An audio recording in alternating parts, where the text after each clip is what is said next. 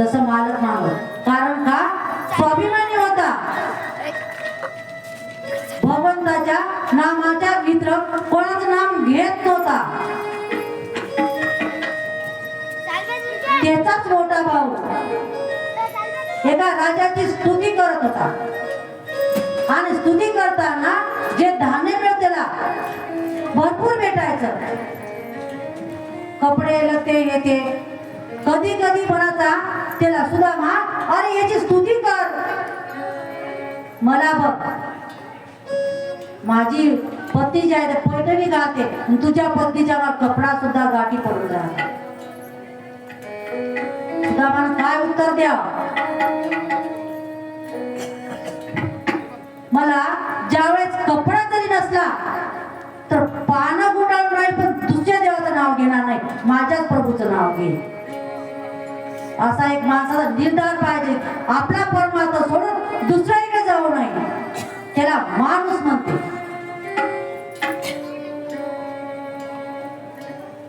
देव काय करते, देवान काय केलं, इकडं केलं असं नाही. किती लोकांनी देव बांधून ठेवले.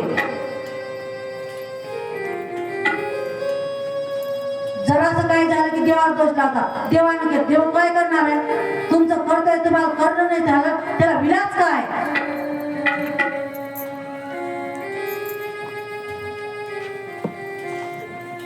या सुदाम चरित्रामधून आपल्या शिकण्यासारखं आहे.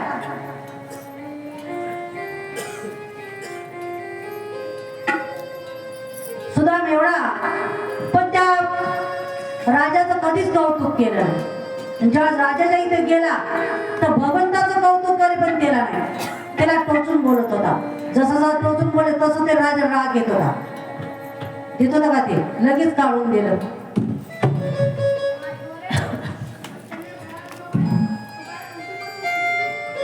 एवढी सुदामदेवाची परिस्थिती. पण भगवंताला एक सेकंद सुद्धा विसरला नव्हता.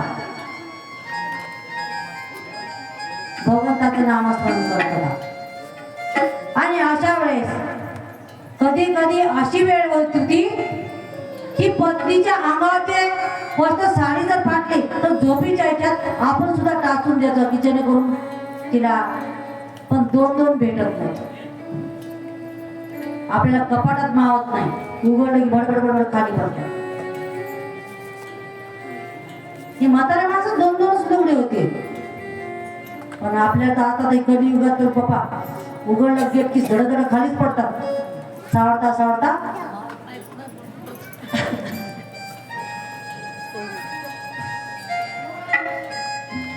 टाचायचा.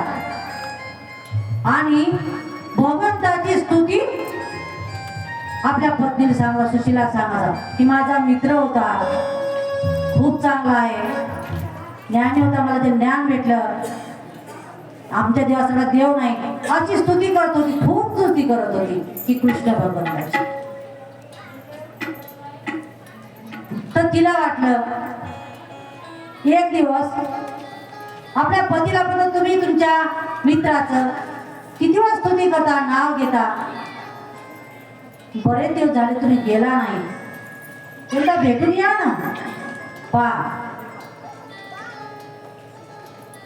त्यानं म्हणलं नाही तिनं की तुमचा एवढा मित्र, आपण काय म्हणत होतो, एवढा मित्राचा रोज घरा नाही करत सांगत राहता, जाणं जरा आणा 1000-1200 रुपये मोठे ना रोजच सांगता, असं लगेच म्हणलं असतं. हे पायापाशी एक हेच राहते. म्हणून सुशीलाने काय सांगितलं की तुम्ही बरेच दिवस झाले कृष्ण भगवंताचं मला आठवण येत राहते, जाणं दर्शन घेऊन या.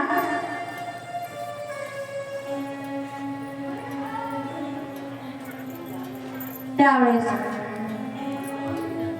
कृष्ण भगवंताची इच्छा झाली की सुशीला म्हणते चला आपण जाऊ.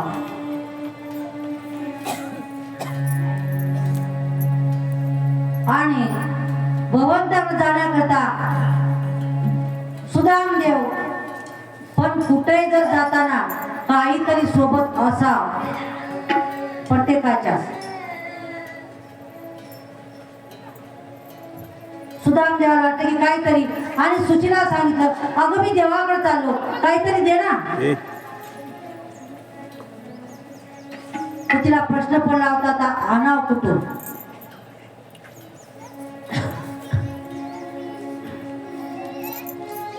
आणि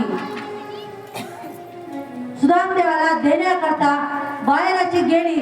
एक दोन घरी म्हणते की माझे मालक कृष्ण भगवंताला भेटण्याकरता चालले, काहीतरी द्या ना थोडं.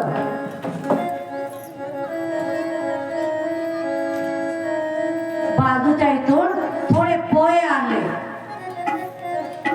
कृष्ण भगवंतासाठी थोडेसे पोहे आणले, एवढे एवढे पोहे दिले आणि घरी घेऊन आले. पण बांधायला सुद्धा नव्हतं.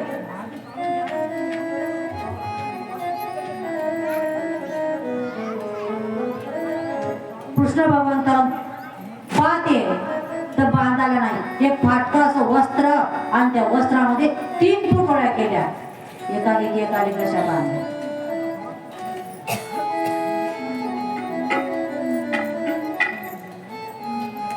आणि कृष्ण भगवंत त्या इकडं निघाले. ती पुतळी घेतली आणि निघाले. सांगते की मी आता येतो जाऊ. देवाच्या भेटी करता सुदाम देव निघाले. पायात चप्पल नाही, हातात काठी, जवळ नाही, लांब. एवढा हळू हळू हळू चालतात. बाकी 2-3 दिवस चालून चालून चालून चालून थकले.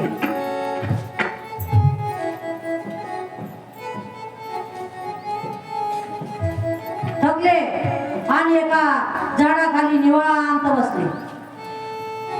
एवढे निवांत बसले की त्याला समोर पाऊल सुद्धा टाकत नव्हतं, एवढे थकले होते.